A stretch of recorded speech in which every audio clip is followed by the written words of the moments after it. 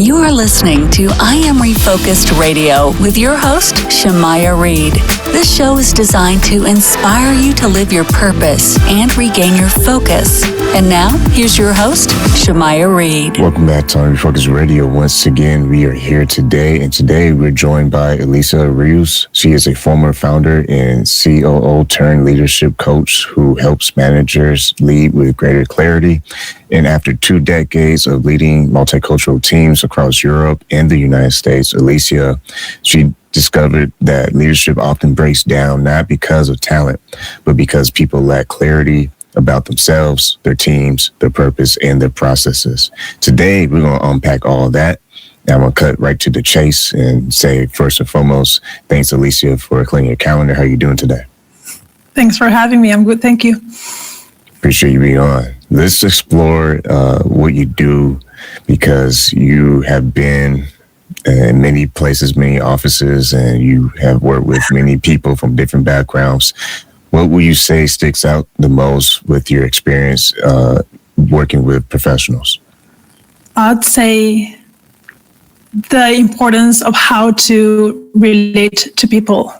At the end of the day, and as you see, I have a very diverse background, but everything was always around people. And it's very important how you not only manage them, but how you work with them. When you think about operation, many companies have their own way of doing things, but would you say there is a core value system that allows operations to not just thrive, but to help others to get better as time goes by? Because it takes a lot of patience, but also takes a certain type of consistency as well.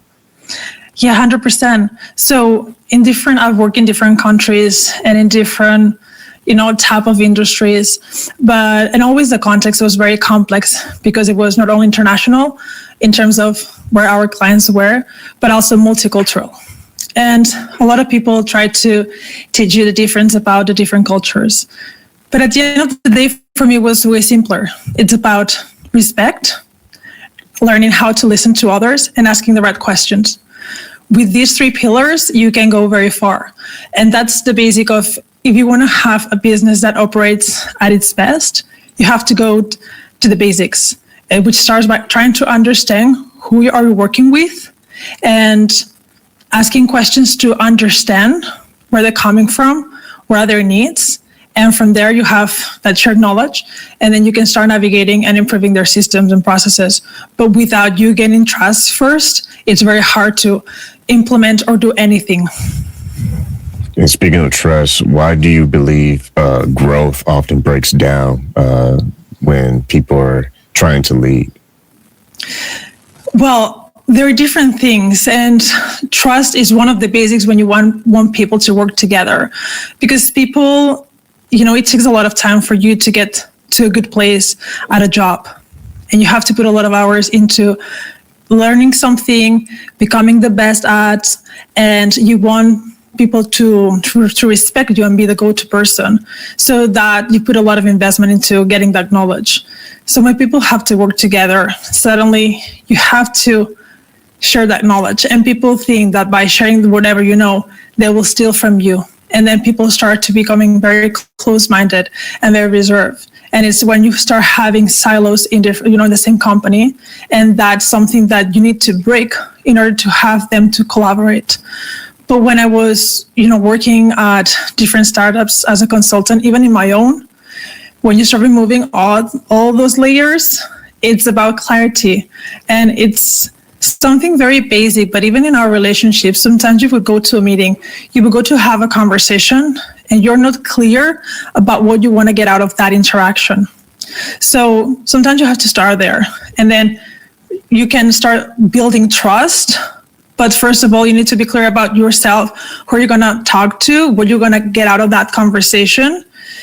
And then you start building that foundation. Okay, now that I'm clear about, first of all, where I am and what do I need, then you can start building around wherever comes next. When you think about promotions, they're not just given away. They're given in trust and hoping that the person that's receiving it not just level up, but will continue to do what got them there, the small details. When you think about management, when someone gets promoted to that, what are some surprises that may come with it, and what should be considered of that person when they have the opportunity to step up? That's what you said. It's a surprise for many people about what happens next. Most companies will promote somebody because out of need, right? The company is growing, and at least in the startup world, you are scaling. Therefore, you have to build more teams, and somebody has to lead those teams. So you promote that person who is the best technical expert. And because that person is very good at doing what he or she is doing, they assume that they will be the perfect kind of person to lead the others who are doing that type of job. But that is really a career change. It's another type of profession, from having to do work to leading others who are doing the work, because there is something very important that it's not taking into account, which is that transition, that identity change. And then companies find that the person who they just promote still doing the work, but where it's worst, it's about having that individual contributor mindset where they hoard the task, they hoard their value, and it's very hard for them to do both jobs. You have to manage, but at the same time, they can't let go.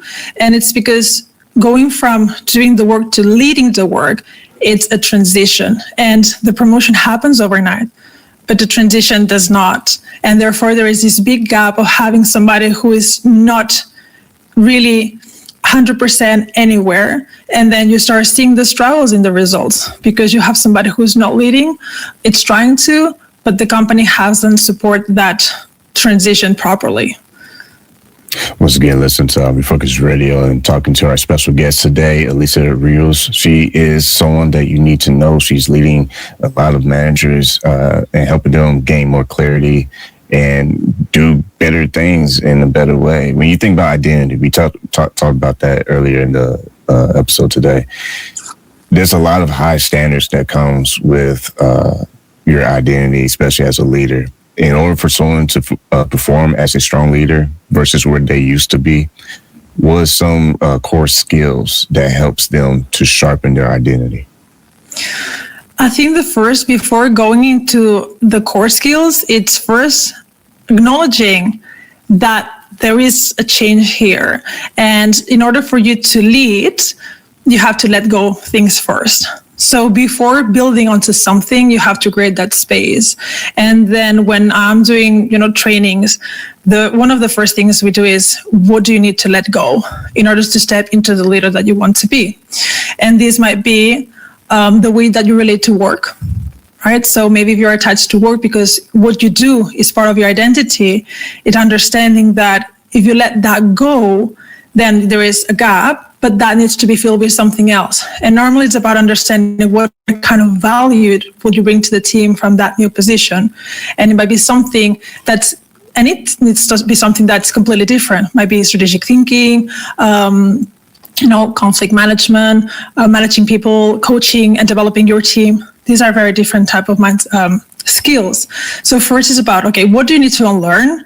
Then now let's create this identity canvas, which is about what are your talents? So things that you have already, what are your skills? And it's kind of like listing all the things that you already have and then identifying where you need to go. So what's that gap? What are the abilities that you haven't built just yet that you might need in order to step as the kind of leader that you want to be? And of course, in that list, you have your own values, and probably there are things that is who defines you. Maybe you are an excellent listener. Maybe you are somebody who's very compassionate or very empathetic or thinks very fast. So what are the things that you're keeping and moving into that next role? And then whatever needs to be filled, let's create that career path for you to get there. So it's letting go, seeing what you have already, to identifying the gap, and then seeking to close that gap. And when you think about careers of the team, what are some signs that clarity is being missed with your team? And when we find those red flags, what are some best ways to move forward to correct that? one thing that you see the most is about somebody, for example, that is trying to delegate. So delegation is something that we all know that we need to do, but it's very hard because it's very attached to your identity in terms of, if I let go of the work that I used to do, what is my value? Therefore, how replaceable I am if somebody else does the work. So then you see a manager that one day is delegating, but the day after it's micromanaging, or would delegate past something, then it would get it back and then do it again with their own standards, their own ways, or things would have to be, they won't delegate the outcome. I always say delegate the outcome and the how. So delegate the what and let the how be part of the team. Like, let them experiment. And as long as it's 70% as good as you would do it, it's good enough. But normally we are so attached to that high standard because we were the technical expert. So you see that person going back and forth between being the player and being the coach of the team, right? And that creates a lot of confusion for the team, because then it's like, okay, should I report it to you? Should I do it myself? But if I do it, but then you will redo it again. Why am I doing it? So when you have a team that is very confused, it's probably because the leader of the team is confused by, what's my value? What do I need to do to lead this team properly? It is understanding what leadership means and what are your responsibilities as a leader. When things start to work really well and everyone's on the same page, everyone's trusting each other, people are doing what they are supposed to do and what they need to do, and they are hitting home runs, what does that feeling look like when you look back at the people you work with that makes them say, wow, this is how it feels to be locked up? Well, what you see behind is like a bumpy road. It's not straightforward. It's not smooth. And especially because when you work with teams, they go through different stages. And sometimes when you get a team that is already performing well because they've been together for maybe a year and now they have their shared ways of working, they understand their collective mission as a team, then suddenly somebody moves out of the company, goes to another department, and then a new person comes in. So that stabilizes the entire system again. That person needs to be fitting. They have their own dynamics. The person that just comes in feels a bit of left out because they go for drinks after work. They have their own inner jokes. They know how things work. So suddenly that maturity of the team lowers, and you have to bring that team up to speed. Sometimes that goes well. Other times that person creates friction, or somebody brings the walls up, and you have to kind of rework that again. But of course, we always say it's not about motivation, it's about momentum. It's getting the team to have those rhythms where when something comes up, they already know the ways to go back on track. But it is amazing when you see that happening, because you know how much work has been put into from the people, not only for the team, but the people supporting the team. You have a leadership framework, if you don't mind talking to our audience about what are the 4 parts of your 4 Ps in leadership framework that you share with your clients? Yeah, that's the 4-piece leadership framework. That's a way to understand leadership. So leadership, can be very complex. And when I was studying leadership, I've been obsessed with that for many, many years. Everything looks complex and disconnected.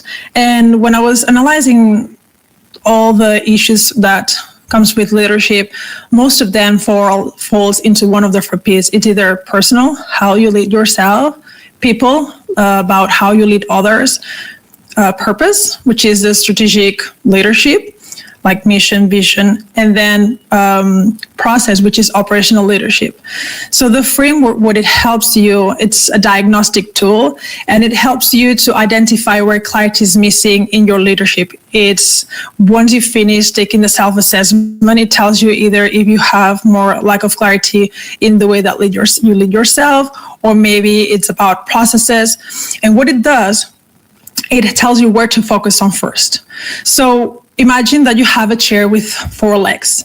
So if one leg is wobbly, you don't throw away the whole chair and you just don't change the 4 legs. What you do is steady up the one that it's more unsteady.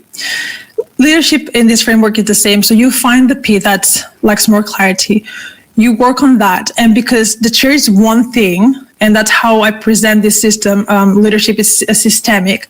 When you address that P, suddenly, automatically, all their P's improve because everything is connected. Because the way that you lead yourself impacts the way you lead to others. The way you lead others impacts how the work gets done. How the work gets done impacts how the results are achieved and how you help, clients and the company and the bigger, picture. It's like creates a ripple effect. And it's the beauty of it. It's that for founders, entrepreneurs, people who are in leadership roles, it can feel very overwhelming knowing all the things that you need to know. And for that framework, what helps you is just focus on one thing. And by that, you will improve other areas because it's connected. So it brings that less stress level a bit lower, and it works. And speaking of stress being lowered, it does help when people are doing their best and you don't have to micromanage. You can trust them to do their thing, and it's like, okay, the mission is moving, we're moving.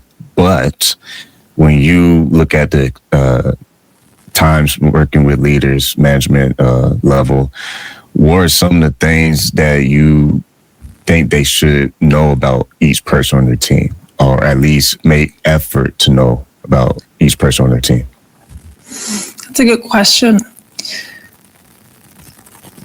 I think it would be about, first of all, understanding what not only the roles are, right, but the type of value that they bring, something that it's not in the role job description.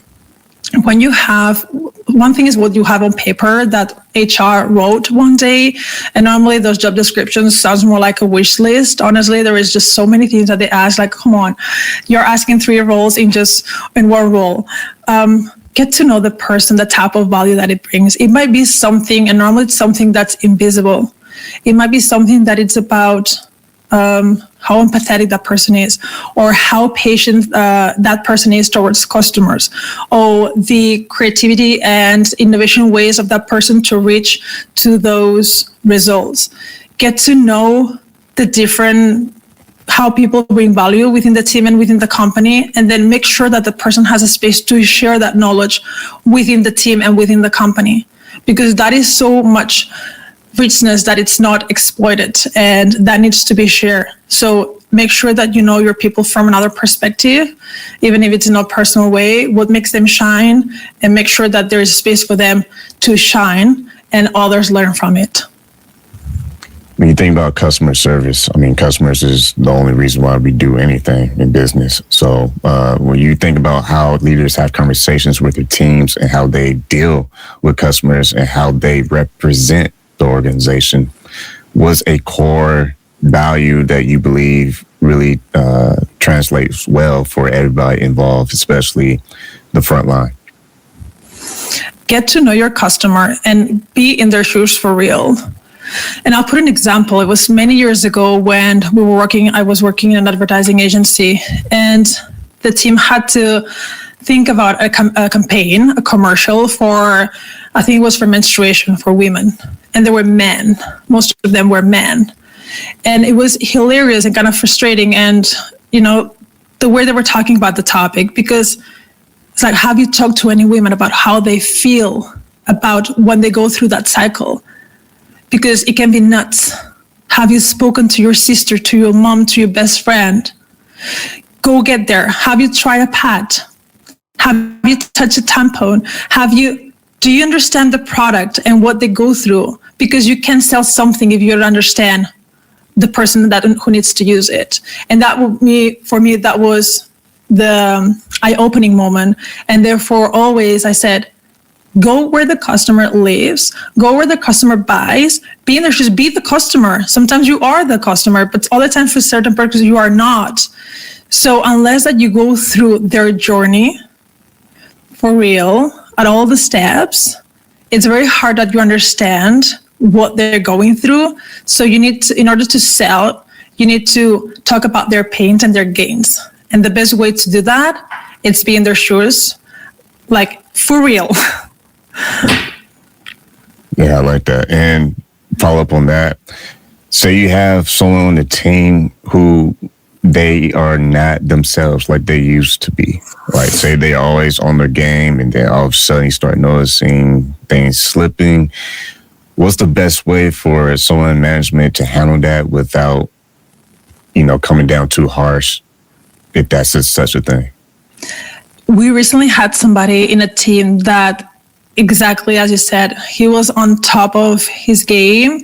He was brilliant, and suddenly you start seeing the decline, like things not going well, the person disengaging, not showing up, being late, not delivering. And there were two ways of approaching it. The team lead asked me, how do you approach this? Because, it's affecting the entire team and the results. And I asked, have you talked to him? It's like, well, I've taught him that he's not on top of his game, that he needs to step up, that this can happen. And I said, no. Not what you've told him, but have you asked him what's going on? It's like, no. Like, okay, start there, because normally it might be something personal. Normally it's anything even that happens at work, it's something personal because it goes to your personal level.